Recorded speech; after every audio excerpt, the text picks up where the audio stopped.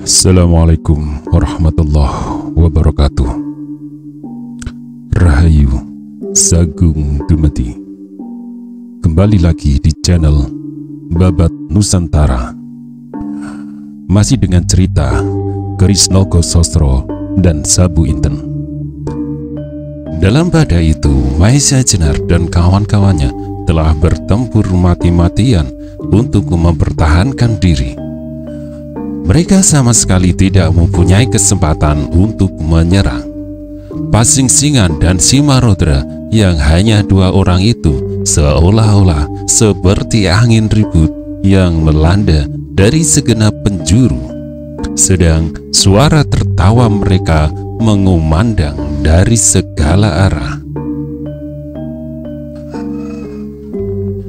Semakin lama Maisa Jenar dan kawan-kawannya menjadi semakin bingung.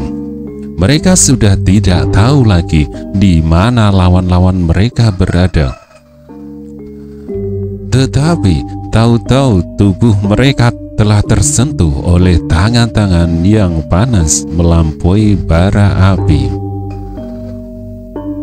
Mereka sadar bahwa Pasingsingan dan Simarodra sampai saat itu baru sampai pada taraf menggoda saja, serta menimbulkan kebingungan dan kesakitan yang semakin lama semakin merata di segenap tubuh Maisa Jenar dan kawan-kawannya. Sehingga akhirnya Maisa Jenar dan kawan-kawannya itu bertempur seperti orang gila yang mengayun-ayunkan senjata tanpa tujuan.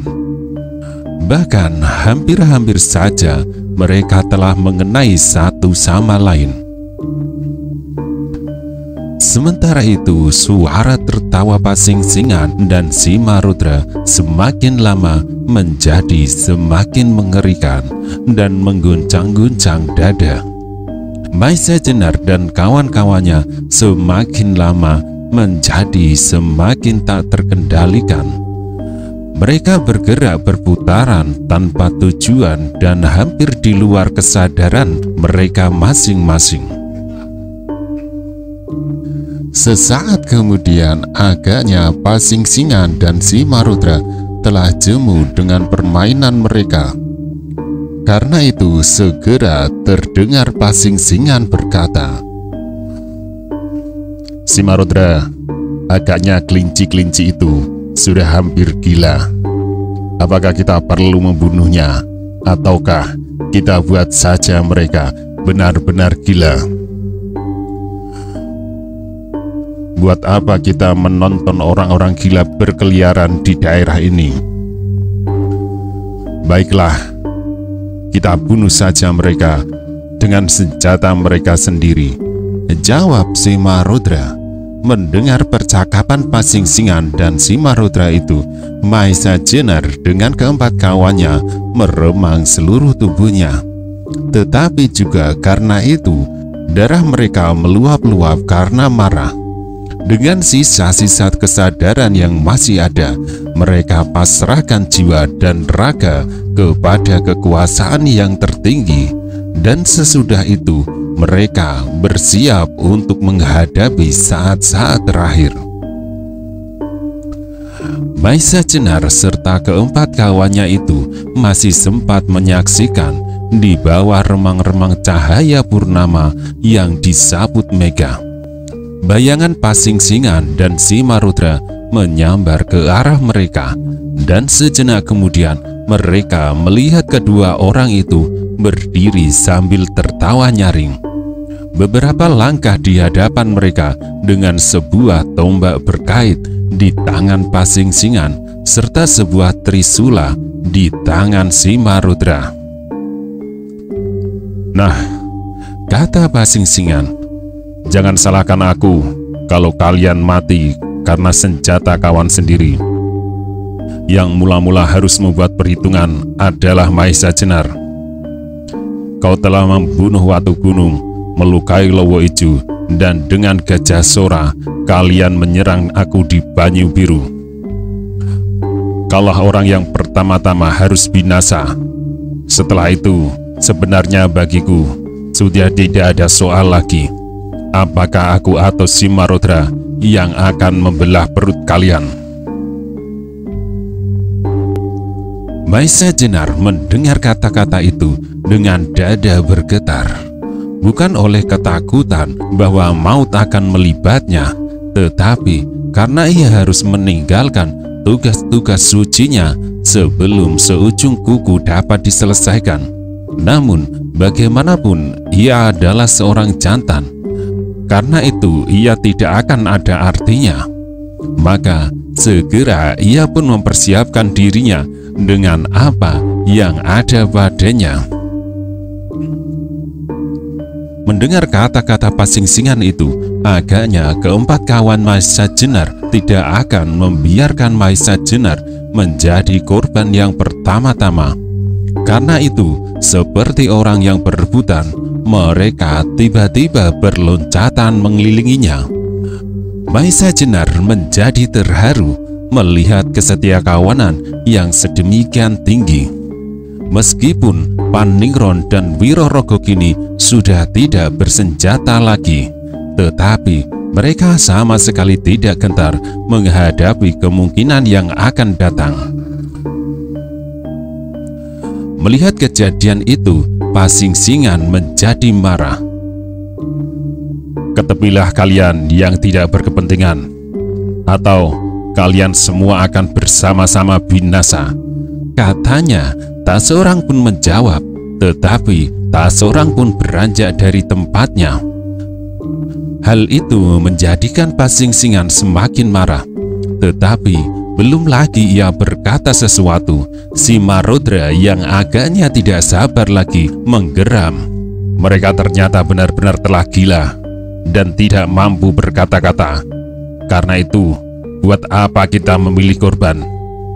Marilah bersama-sama kita binasakan mereka sekaligus. Pasing-singan tidak menjawab, tetapi segera mereka berdua bergerak dan seperti petir mereka menyambar bersama-sama. Tetapi sementara itu, Maisa Jenar dan kawan-kawannya tidak berdiam diri saja sambil menunggu dada mereka tembus senjata. Mereka pun segera berusaha untuk melawan sekuat-kuat tenaga mereka. Maka segera terjadilah sekali lagi pertempuran yang maha dahsyat. Tetapi adalah di luar dugaan mereka semuanya, bahwa tiba-tiba saja Maisa Jenar dapat memberikan perlawanan yang mengerikan. Dengan sebatang dahan kayu ia menyambar, melompat, menangkis, dan menyerang dengan dahsyatnya hampir di luar kemampuan manusia. Maisa Jenar seolah-olah berada di segala tempat dan dapat menggagalkan segala serangan Pasing-singan dan Simarodra. Walaupun tidak diarahkan kepadanya, sehingga baik kawan-kawan Maisa Jenar sendiri maupun Pasing-singan dan Simarodra menjadi terheran-heran. Mantingan, Gajah Alit, dan Wirorogo dan Paningron sampai-sampai terpaksa berhenti bertempur karena Maisa Jenar selalu bergerak dan seolah-olah melayang-layang di hadapan mereka. Pada setiap waktu nyawa mereka terancam, sehingga di dalam lingkaran pertempuran itu seakan-akan ada beribu-ribu Maisa Jenar yang bertempur bersama-sama. Karena itu, dada mereka sekarang tergoncang hebat. Tidak karena Pasing-singan dan Simarodra, tetapi justru karena Maisa Jenar yang berubah menjadi ribuan Maisa Jenar dengan kesaktiannya yang dapat menandingi Pasing-singan dan Simarodra. Sebaliknya, Pasing-singan dan Simarodra menjadi terheran-heran tak karuan menghadapi 5 orang yang sebenarnya bagi mereka sama sekali tak berarti itu. Tiba-tiba saja menjadi agak kerepotan. Serangan-serangan mereka yang seharusnya sudah tidak mungkin dielakkan oleh orang-orang setingkat dengan Mahisa Jenar dan kawan-kawannya, tiba-tiba dapat dimusnahkan hanya oleh sepotong dahan kayu. Karena itu mereka menjadi semakin marah. Apalagi ketika mereka melihat kelima orang yang melawannya itu bergerak berputaran melingkar dan melibat satu sama lain dengan gerak yang tak terduga-duga dan membingungkan. Sebenarnya kawan-kawan Mahisa Jenar itu sama sekali tidak mampu mengadakan gerakan-gerakan yang sedemikian rumitnya, tetapi Mahisa Jenarlah yang mendorong, mendesak, dan kadang-kadang menarik mereka untuk membuat gerakan-gerakan yang aneh-aneh. Akhirnya Pasingsingan menjadi tidak sabar lagi. Demikian juga Simarodra. Segera mereka melemparkan senjata-senjata rampasan itu. Dan tiba-tiba di tangan Pasingsingan telah tergenggam sebilah pisau belati panjang yang berwarna kuning gemerlapan. Sedang di jari-jari Simarodra seolah-olah tumbuh kuku-kukunya yang panjang dan bersalut logam. Agaknya kedua orang itu telah sedemikian marahnya sehingga mereka merasa perlu mempergunakan senjata-senjata simpanan mereka. Dalam pada itu, segenap tokoh-tokoh hitam yang menyaksikan pertempuran itu menjadi cemas dan kebingungan. Berkali-kali mereka menggosok-gosok mata mereka, sebab di dalam keremangan cahaya bulan yang tidak seterang siang hari, mereka telah menyaksikan suatu pertempuran yang tak dapat diikuti oleh pikiran-pikiran mereka. Pasingsingan dan Simarodra adalah dua tokoh yang berada dalam tingkatan guru Mahisa Jenar, bahkan mungkin berada di atas guru-guru orang lain, kawan-kawan Mahisa Jenar. Tetapi ternyata untuk melawan mereka berlima, kedua orang sakti terpaksa mempergunakan senjata-senjata mereka yang hampir sama sekali tak pernah mereka perlihatkan.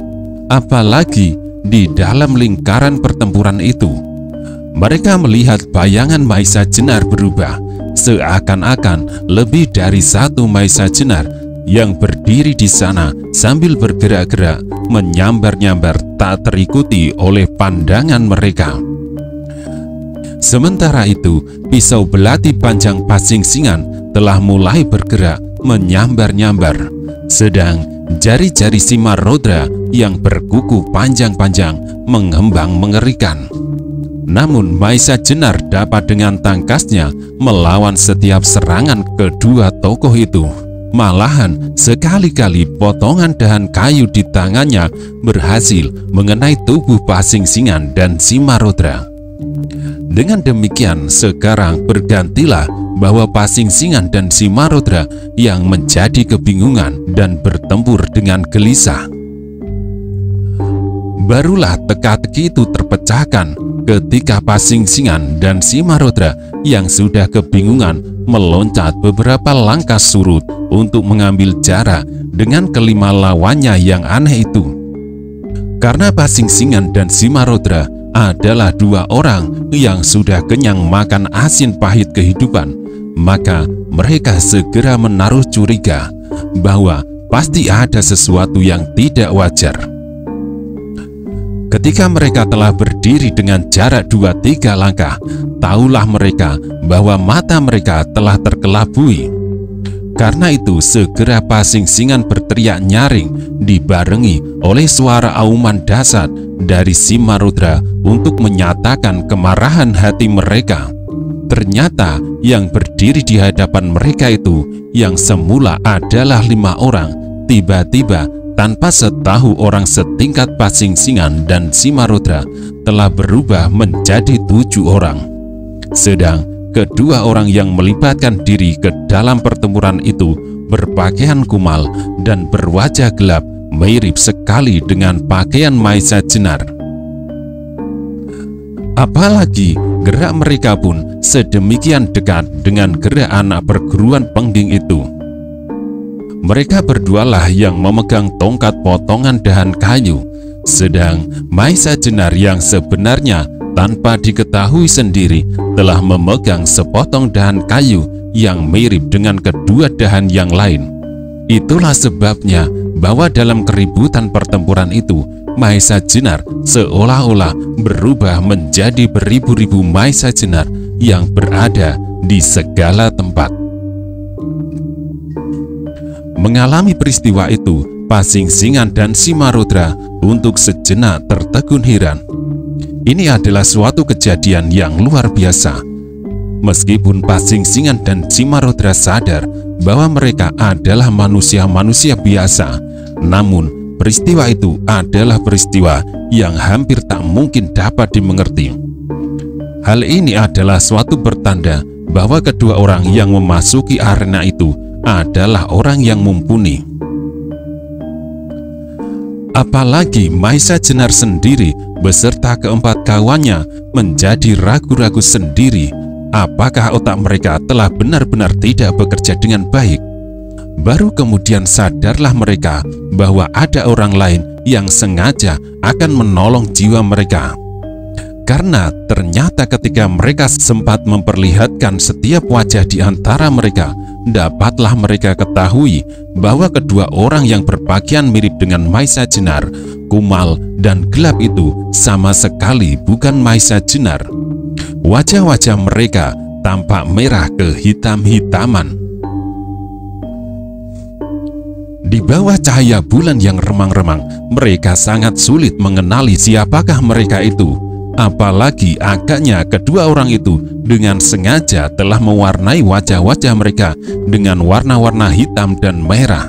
Sedemikian hebatnya peristiwa itu mempengaruhi perasaan mereka sehingga kelima orang itu tubuhnya menjadi gemetar. Sementara itu darah Pasingsingan dan Simarudra serasa mendidih membakar rongga dada mereka.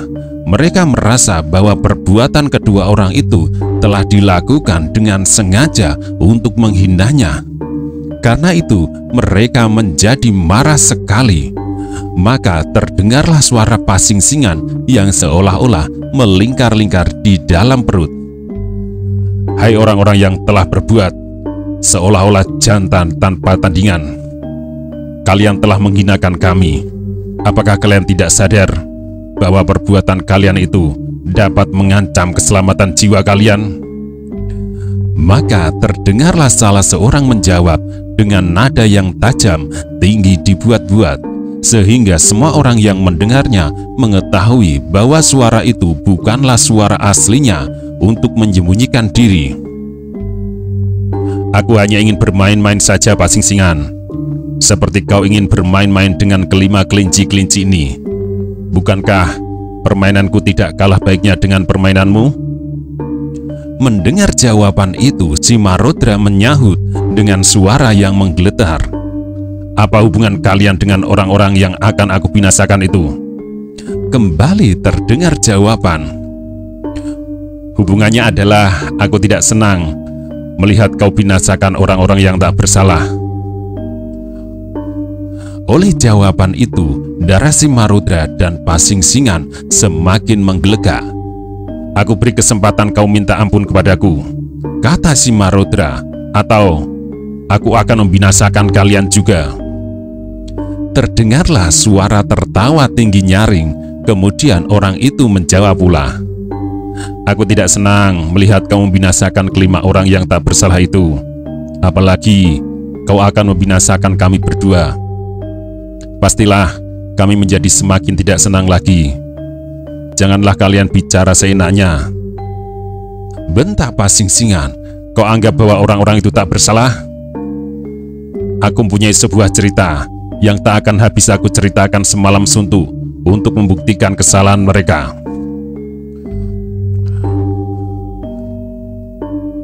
Aku sudah tahu apa yang akan kau ceritakan. Terdengar kembali sebuah jawaban.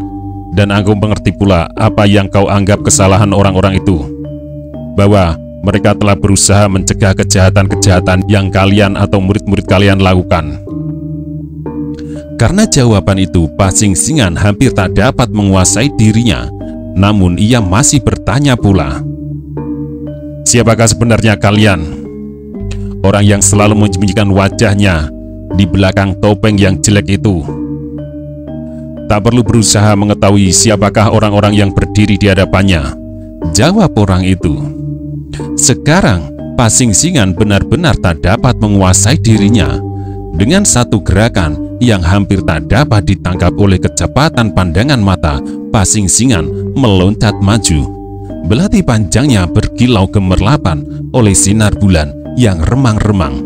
Sedang Simarudra yang melihat kawannya mulai bertindak, segera pula mengaum menggetarkan sambil menerkam, tak ubahnya seekor harimau lapar. Yang menyaksikan kedua serangan tokoh-tokoh hitam dari angkatan tua itu, dadanya berdesir, seakan-akan tak ada seorang pun yang dapat menghindarkan diri dari serangan yang demikian dahsyatnya. Tetapi ternyata dugaan mereka meleset. Dua orang yang berpakaian mirip dengan Mahesa Jenar itu, yang masing-masing menerima serangan dari Pasingsingan dan Simarudra, masih sempat berteriak nyaring. Mahesa Jenar, undurlah bersama kawan-kawanmu.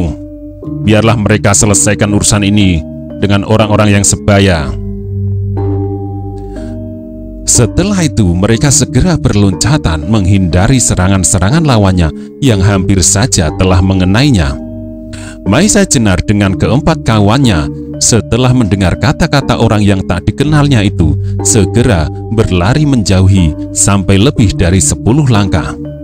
Setelah itu maka terjadi suatu pertarungan yang maha dahsyat, pertarungan yang jarang terjadi.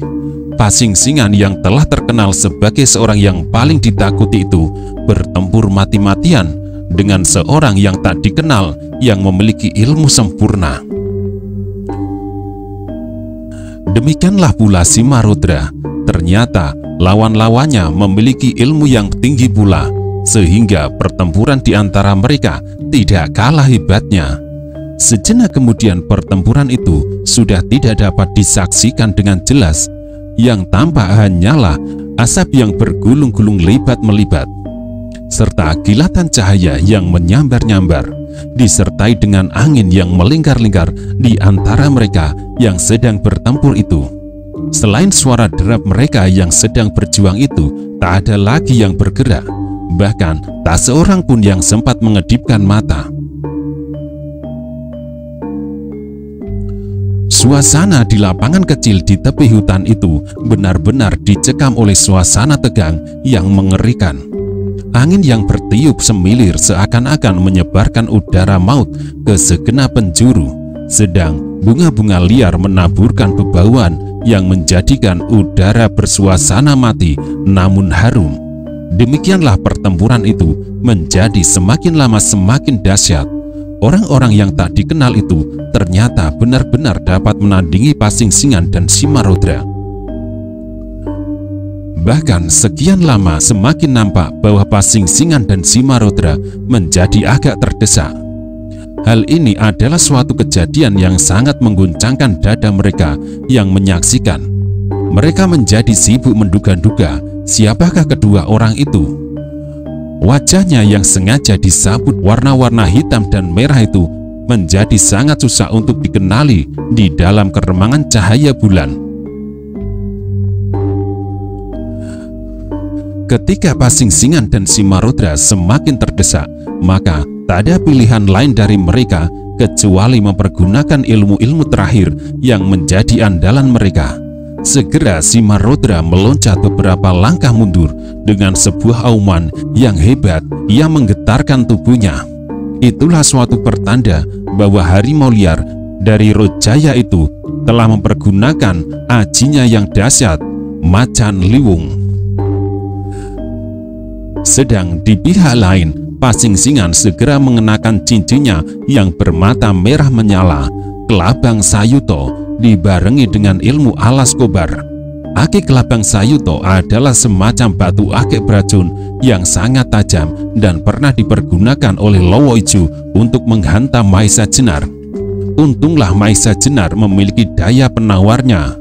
Sedang aji alas kobar sebenarnya adalah suatu ilmu yang maha dahsyat, yang apabila dipergunakan untuk menyerang lawan, akibatnya seperti api yang maha besar yang seolah-olah sanggup memusnahkan hutan yang lebat.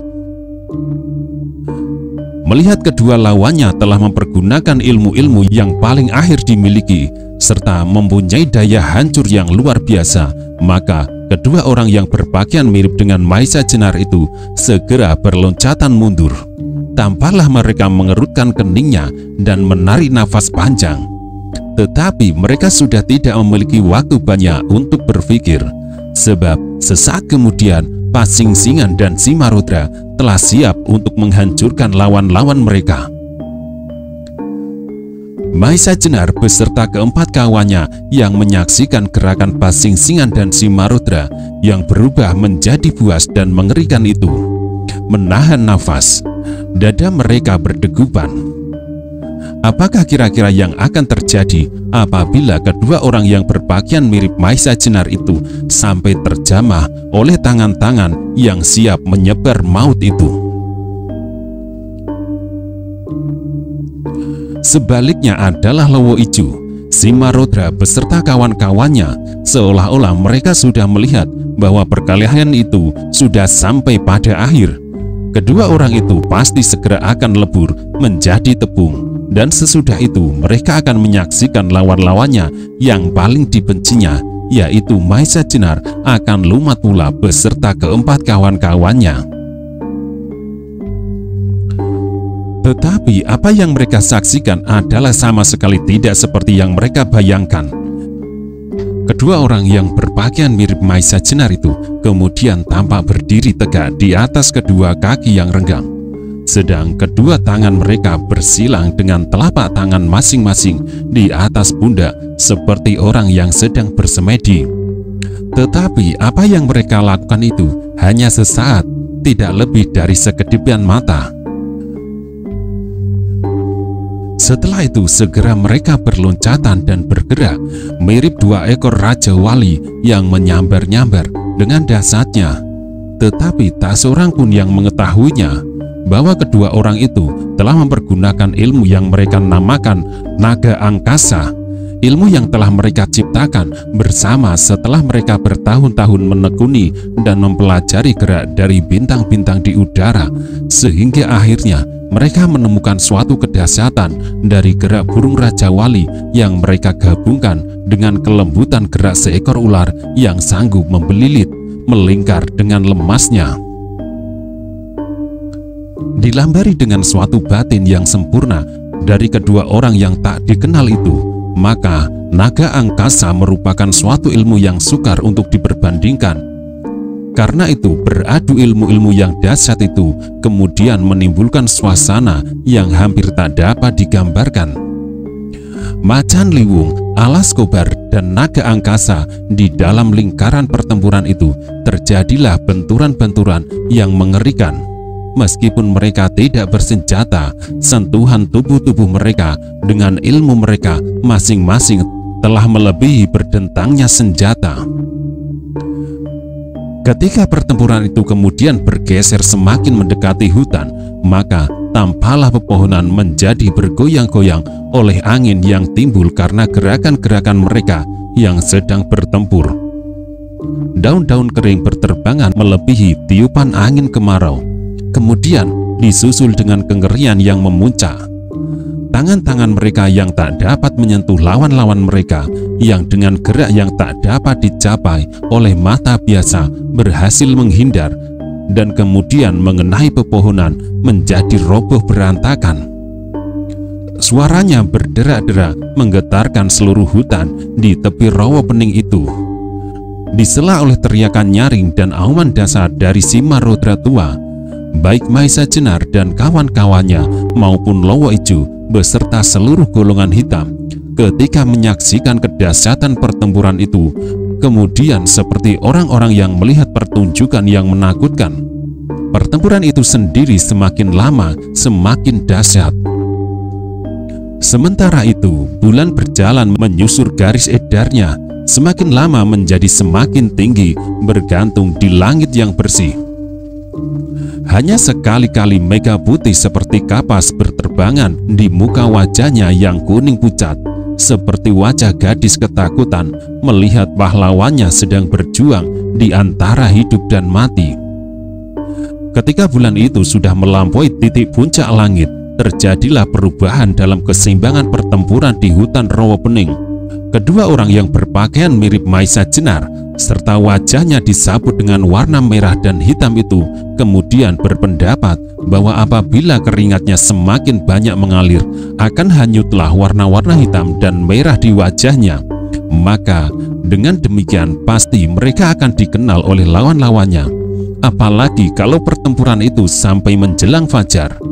Karena itu segera mereka mengeluarkan segenap ilmunya, kekuatan lahir dan batinnya. Naga angkasa itu semakin lama menjadi semakin garang setelah mendapat saluran yang lapang. Pasing-singan yang percaya kepada ilmu alas kobar menjadi keheran-heranan dan gelisah. Ilmu yang dapat menghindarkan diri dari panasnya ilmu alas kobar yang melebihi bara api. Bahkan kadang-kadang ia terlihat dalam satu keadaan yang sangat berbahaya. Udara dingin seolah-olah meniup-niup dari segala arah dan melilit-lilit tubuhnya seperti ular. Sementara ia sedang berusaha menguraikan lilitan hawa dingin itu, tiba-tiba melayanglah lawan dari udara dengan tangan yang mengembang siap menerkam lehernya. Untuk melawan serangan yang demikian, terpaksa ia mempergunakan pisaunya di tangan kiri dan aki kelabang Sayuto di tangan kanan dilambari dengan ilmu alas kobar. Beruntunglah Pasing-singan bahwa agaknya lawannya mengenal betapa saktinya kedua senjata itu, sehingga beberapa kali ia berhasil membebaskan diri dari serangan-serangan maut yang mengerikan itu. Simarudra diam-diam mengumpat dalam hati, lawannya benar-benar seperti hantu yang menakutkan. Gerakan-gerakan cepat tak terduga, sedang Aji Macan Liwung ternyata sampai sekian lama tak dapat menjatuhkannya. Karena itu ia menjadi semakin ganas dan beberapa kali mengahum keras. Namun bagaimanapun juga lawannya benar-benar seorang yang luar biasa, yang menyerangnya seolah terbang di udara, tetapi sekali-kali berguling dan tangannya mematuk seperti kepala ular mengarah ke bagian-bagian tubuhnya yang lemah. Benturan-benturan yang terjadi di dalam pertempuran itu meyakinkan Simarudra bahwa lawannya pun memiliki kekuatan yang dapat menandingi kekuatan Macan Liwung. Karena itu ia segera gelisah, sebab sesudah Macan Liwung tidak ada lagi yang dapat dibanggakan.